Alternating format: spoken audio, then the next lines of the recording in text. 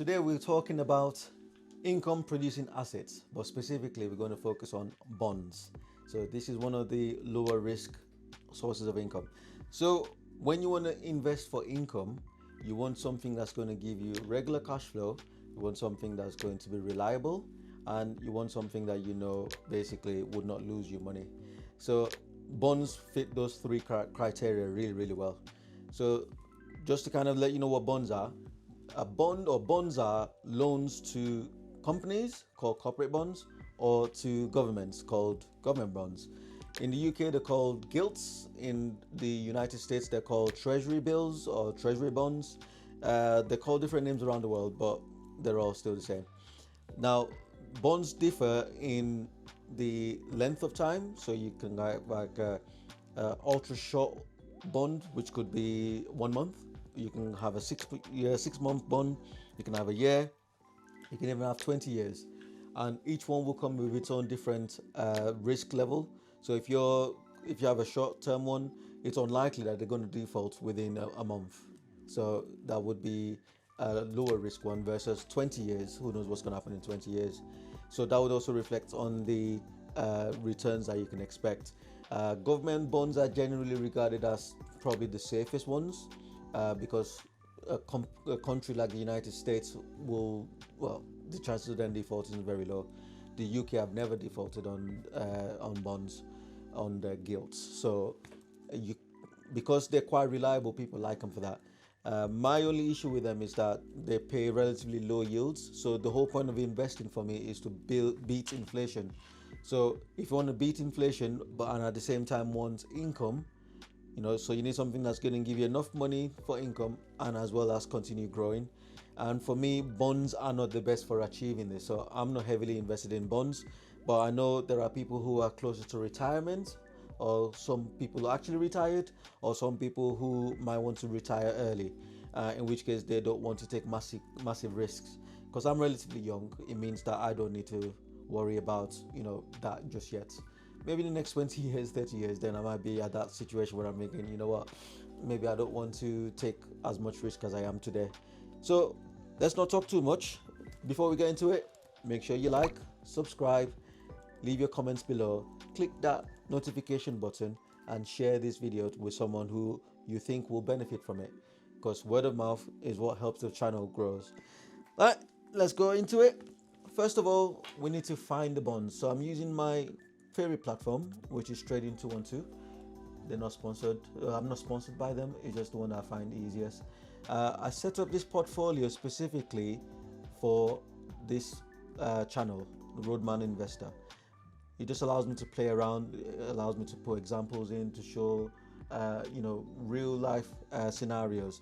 So in this one, I've set up all these different categories and I've put different examples in there. So it means that we can just look into it. But I'm going to pretend as if I've not already done so, and I'm going to show you how to find some of these bonds.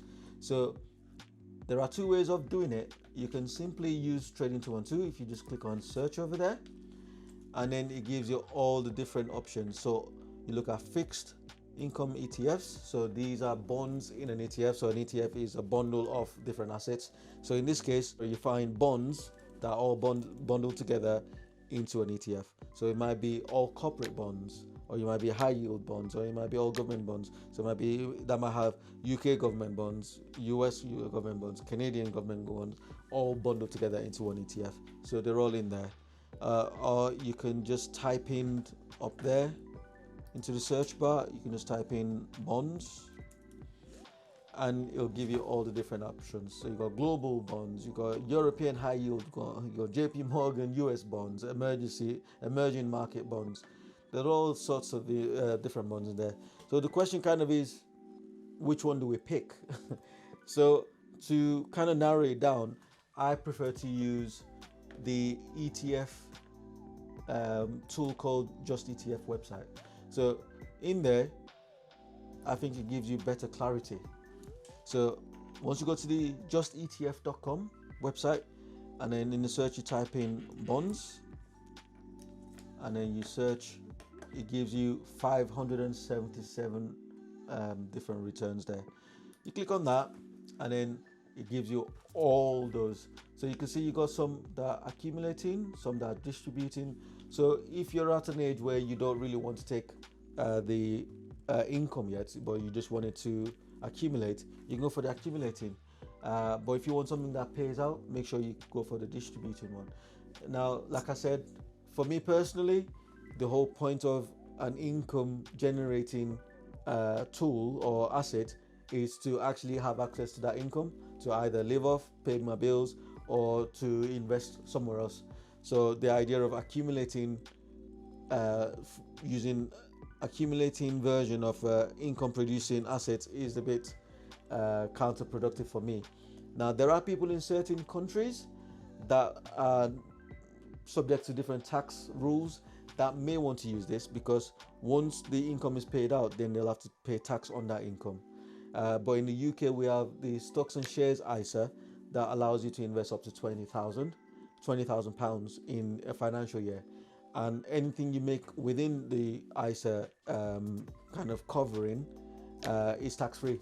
So if you're investing in your stocks and shares ISA, you don't have to worry about tax, in which case that makes it even more pointless to have an accumulating one, in my opinion, anyway. But each to their own. So with this, the good thing about justETF is that it kind of breaks down different categories for you. So you can see fund size, you got the total expense ratio. So when you buy an ETF, the owner of the ETF, the fund manager, will charge you a small percentage for managing that for you. So that's called the total expense ratio. So you can see some are as low as 0.07 and some will be as high as 0.50. The general rule is try to get this as low as possible, but make sure you pay attention to other things, not just the cheapest, because cheapest is not necessarily best. And then you got things like the performance in the year, the distribution. So again, we talked about accumulating or distributing. You got either sampling or replicating. So sampling means that they won't buy all the stocks, they'll just buy different types of it, and they'll take a sample and they'll give them an average. Or replicating means they'll buy exactly what's in that portfolio. So for example, if you're replicating an S&P 500 ETF, that means you'll actually buy the stocks of every single company within that index, and then you own them accordingly. So that's called replicating. So where do we go from here then? Once you got your list there, say for example you only want low fees, so you can click here and I'll show you the lowest to the highest. So it's just then a case of sorting through what do I want? Do I want the 4-week chart? Do I want to go by the fund size, or how much money is actually in the fund? You can see some are accumulating there, and so on. So full replication, sampling. So say for example you're looking for a nice corporate bond and you want something that's performed well in the last year. So you go by that and then you just pick the one that's applicable to you. So you can see these are all global bonds, you got hybrid bonds, you got euro bonds. So you got the high yield corporate bonds. This gave us 11.62% in the past 12 months. So let's click on that. Let's see what's in that one. So you see the overview. It tells you what the bond is about, the ETF is about. And then you can click on the charts to see what that looks like. So that's 1 year, 1 day, 1 month, 3 months, and so on and so forth. You can see the basics of it. So what the ETF is about, when they pay out. So this is distributing annually, so you'll only get paid once a year in this one. You can see what's in the ETF. Okay, and you can see the countries, the sectors. You can look at the performance, how it's done over the past year, last month. It's all in there for you. And then you look on the dividends. So this one's currently paying 2.09% dividend yield.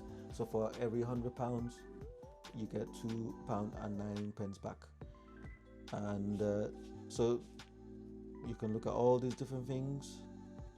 So if you look at the dividend payment here, so in 2021 it was 2.7% dividend yield. In 2022 it was 3.14. 2023 3.44. So we see a nice increase there. and then since then it dropped to 2.28, and then they've maintained it at 2.28.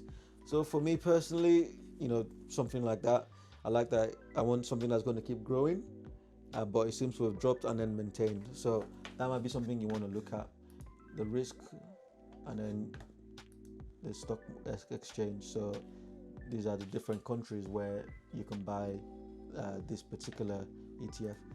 So once you said, okay, that's the one I want to go with, you can go with the ticker symbol, which is the unique symbol. You just copy that. So let's try a different one then.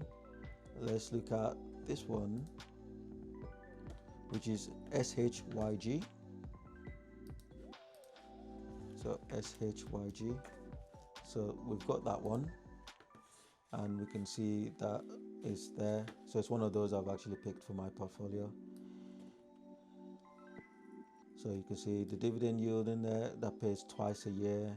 And you can see the performance last year 7.9% up, 3 years 0.52, 2 years 2.06, and you can see what's allocated in there. Okay, so once we've now established that it's available on our platform, all you need to do is to then decide on how much you want to buy. So one of the things you want to bear in mind is the currency as well. So this one is in pound sterling, but if you're based outside of the UK, you might want to buy something that's based in your own currency, so you're not further exposing yourself to the risk factor. So all you do simply is to click on buy, put how many you want to buy in there, review the order, and then send the buy order, and then that's it. Job's a good one. So that's the easiest way of buying bonds through the trading platform, by buying the bonds in ETFs. If you want to buy specific bonds, then you can go onto Google and you can simply check US Treasury bonds, for example.